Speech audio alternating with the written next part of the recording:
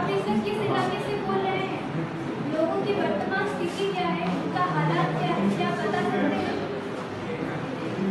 हाँ शिवाजी, मैं अभी केरला में रानी एरिया में हूँ और वहाँ पर देख सकते हैं कि लोग बहुत रो रहे हैं, रास्ते में आ रहे हैं, उनका घर चला गया है, चला गया। चलो देखते हैं उनका क्या क्या है। अपना नाम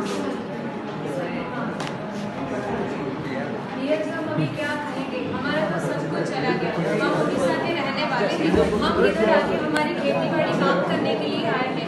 सरकार से 50,000 उधार लेके आके हम लोग इधर सब खेती बाड़ी में डाल दी है। हम क्या सोचेंगे भैया जी? अब हम लोग सोचे थे कि मेरी बेटी एक है, उसकी शादी करवाएंगे, उससे कुछ आए।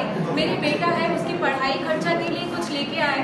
तो अब क्या भैया जी, घर के साथ खेती बाड़ी के साथ सब कुछ पानी में बह गया भैया जी। अब हम क्या करें भैया जी? हमारे साथ सब कुछ चला गया हमारा पूरा। सरकार से क्या सहायता? बस हम सरकार से यही निवेदन करते हैं कि हमें कुछ सहायता करें भैया जी, और हमारा रोटी खाना जो भी है वो हमारी भरपूर करने के लिए कुछ सहायता करें भैया।